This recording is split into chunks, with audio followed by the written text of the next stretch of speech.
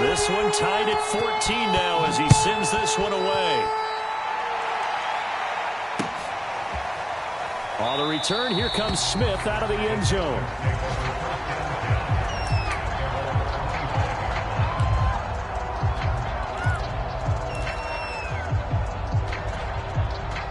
The Texans offense ready to go here for their next drive. And that last possession, really a gut punch. You seemingly had it working. You were in the midst of a very strong drive. And the Rams got it. They bring him down. Back quite a ways here, facing 2nd and 19. Another try after the first down sack. Watson, that's complete to Disley, the tight end. That throw good for only a couple. It brings up 3rd down. Oh, it's time to give a little credit there to the defense. They played that very well because it was a drag route, and he ran it a little shallower than normal as he worked straight across the field.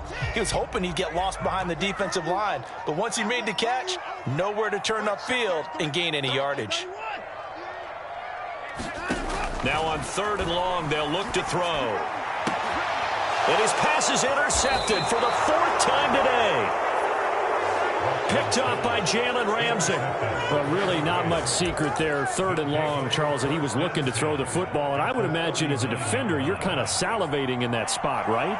You certainly are, because 3rd and long situations, they tip the scale towards the defense every single time. Now you're actually able to dictate and understand what the offense is trying to do. You know where the first down marker is. You set your defense that way, and maybe you can be a little more aggressive in certain situations because of that. You start focusing on your coverage assignment, and when the ball's released, you break on it and make a play, as we just saw there. Back now in Houston.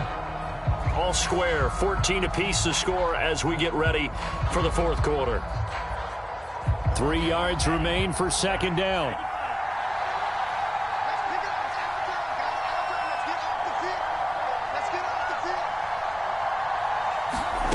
Looking to pass. Tua. Throw right side, going to be taken in by Henderson. And he's able to get it down to the 25-yard line. Another catch for him there on this drive, Brandon, and it looks like they're going to utilize him out of the backfield any way they can. And that time they pick up a 1st down. So now on defense, do you assign a man to him and try and cover him before he gets going?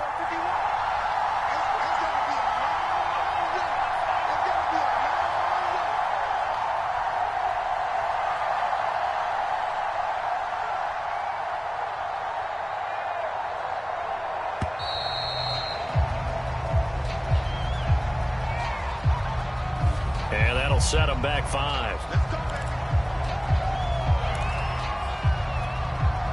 Now they need 15 yards on this series after the delay of game. 1st and 15.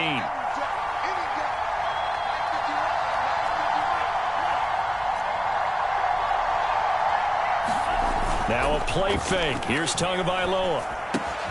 Open man right side is Cup, complete. They get 14 yards, but not enough for the 1st down due to the previous penalty.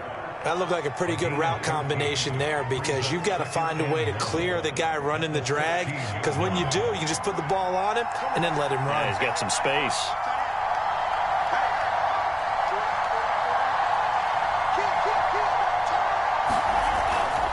On 2nd down now, it's Carson, and they'll bring him down at the 13-yard line. Now that's the way to do it. Hand it to someone with vision and good footwork, and add in a little bit of power, and you find a way to pick up 1st downs.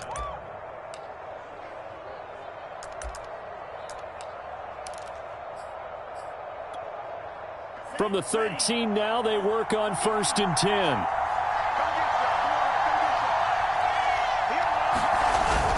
They stay on the ground. This time it's Michel. And this play goes nowhere. Losing yardage back to the 15. 2 yards the loss, 2nd and 12. An interesting and intriguing decision there defensively, because they kept extra DBs on the field despite seeing the multiple tight end look that came out for the offense. I thought they were going to switch out of it. I didn't know if they felt they didn't have time or what the case was. Well, in any event, the extra speed allowed for great penetration as they stuffed that one behind the line of scrimmage. On 2nd and 12, Tua. He finds his man, complete. It's Henderson. And they go the wrong way here. Knocked back to the 20. So they'll wind up losing 5 yards on the play. And they're going to be staring at a 3rd and long here.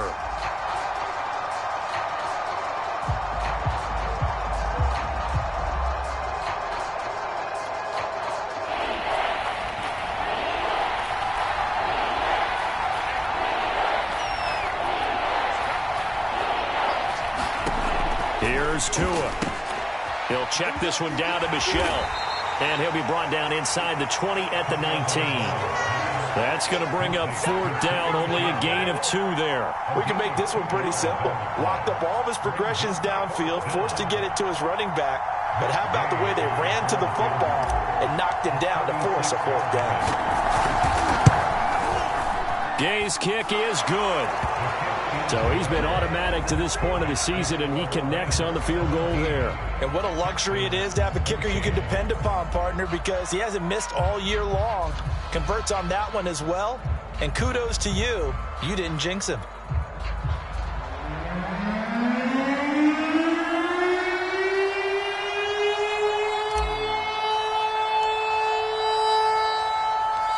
Set now to kick this one away, and off it goes. On the return, Tremont Smith.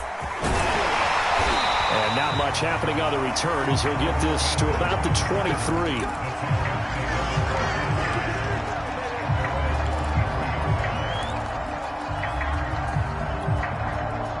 Houston's offense already at the line, set to get going. And they really need to forget about their last time out, the turnover that led to a field goal. So now they try to regroup, trailing in the final quarter. Obviously, they'd love a touchdown, but 3 would suffice.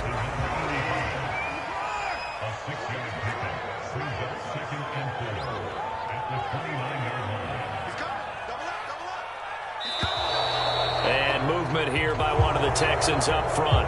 In comes the flag.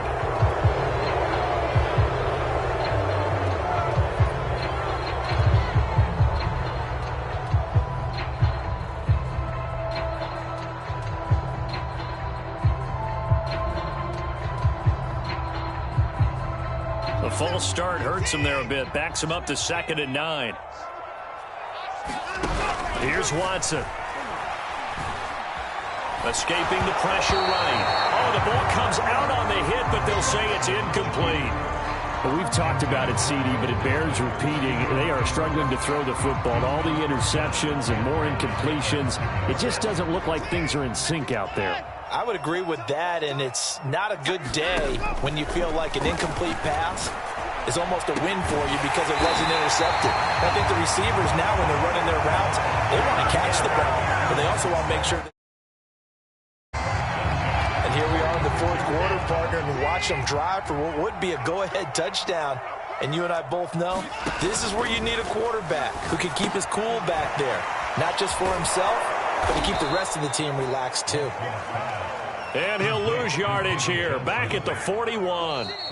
So it goes as a completed pass, but they lose a full 5 yards.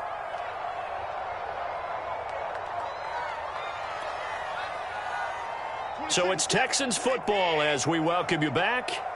They come up on a 2nd down now in a game that looks like it's going to go down to the wire. And my goodness, another interception.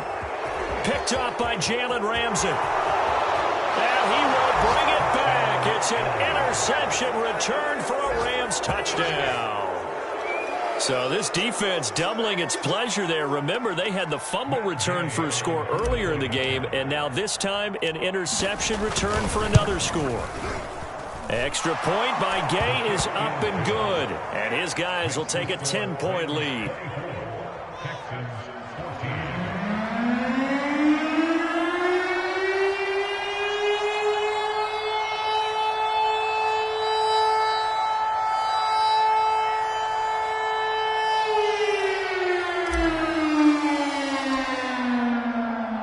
So they throw the pick six. They'll get another shot at it now as this one's in the air. And that one will bounce out of the back of the end zone, so we will start here at the 25. The Texans offense ready to go here for their next drive. They're sort of seeing themselves spiral out of control. Let's see if they can get things back on track. And this is where the coach is walking that line of being calm and really being firm with his team. I had one tell me once, when we were having a tough patch, this too shall pass. And that's caught inside the 30. And he'll take this one in for a Texans touchdown. Brandon Cooks with touchdown number 7 on the year. And the Texans have made it a one-score game again here in the 4th. Still an important piece of business to take care of, the extra point. It's up and good, and this now becomes a 24-21 ball game.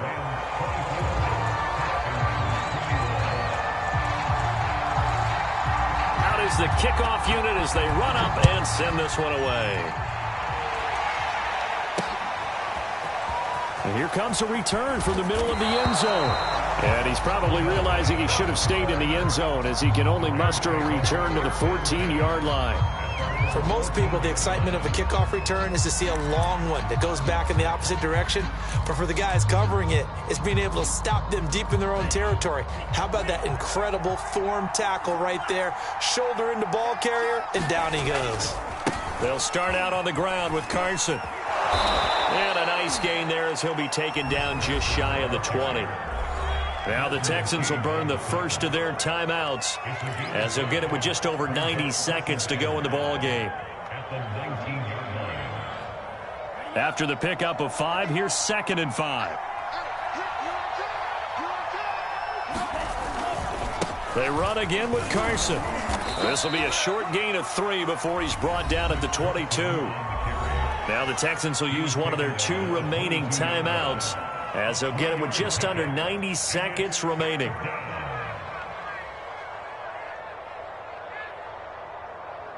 The Texans here on 3rd down, putting an extra defender in the secondary.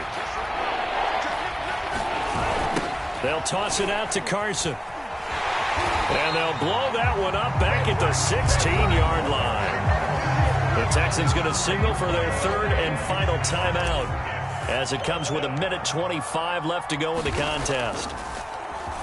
On is the punter, Hecker, as he gets this one away. That's returnable now for Smith. That's going to go in the books as a 55-yard punt. Well done. And the Texans will take over with a 1st and 10. Houston's offense already at the line, set to get going. And last time the formula was pretty simple. 1-play drive, long pass. That maybe they just want to do that again, right? And that's exactly how you want to draw things up. Whether it's on your grease board, right, in your playbook, 1-play drive's exactly what you want on offense. What they have to be careful of is not having a letdown. It was fairly easy last time. They can't expect that going forward. Yeah, we'll see if it's that easy here. And this throw incomplete. And the defender all over him that time, and it's going to lead to 3rd down. Now we're in the situation where the quarterback's got to take full charge of his huddle. Got to totally command it, make sure all eyes are on him. All focus is locked in. Going to call multiple plays and go over different situations and scenarios to make sure everyone is on the same page.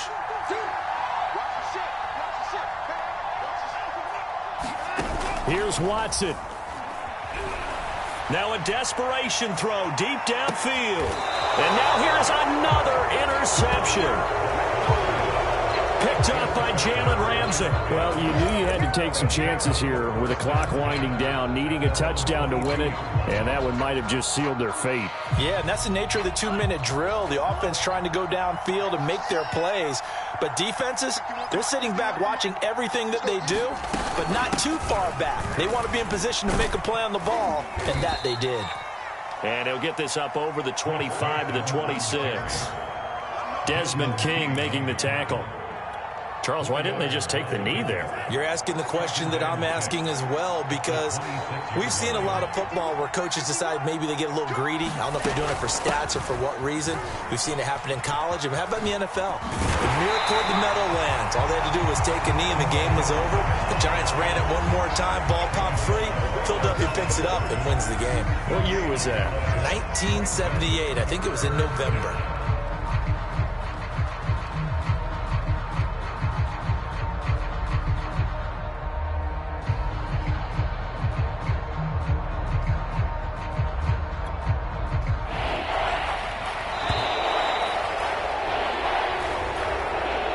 So the L.A. Rams with a victory here, and they were buoyed, Charles, by a big second half that put this one on ice. So you get the sense that whatever was said at halftime obviously hit home. I think it's a little bit more than that, though. Obviously, there are words that are said, and, hey, come on, guys, we have to play better. But sometimes it's just sharpening your execution, sharpening your focus, and maybe doing the things you practiced all week without major adjustments, just doing them better. And that got it done in this one. So for Los Angeles, they moved to 7-1 on the year with the victory. And they'll get another road date next week as their opponents will be the Tennessee Titans. Meanwhile, for the Texans, they'll fall to 5-3 with a loss. And they'll look to regroup next week as they head down to Miami to take on the Dolphins. I'm Brandon Gaudin. Certainly have to thank Charles Davis, my broadcast partner, and our entire crew. We'll catch you next time right here. It's the NFL on EA Sports.